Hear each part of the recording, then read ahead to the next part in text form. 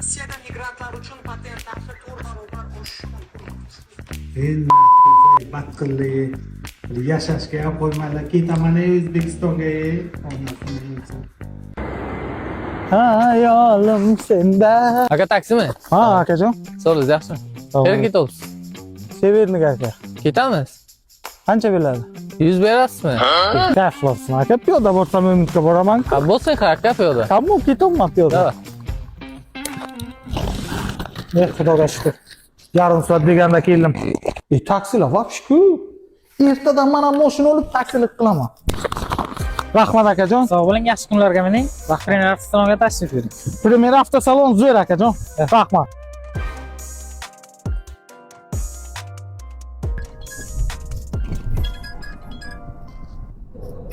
Belli bugun yetadi. Niyat internetda. Yo'q, sanga pochtachi xat kelib ketdi yana 5-6 xat. Nima ekan? Radarda. Yo'q, qayerga ketyapsan? Rossiyaga ona. Bu kuni kelding o'zing.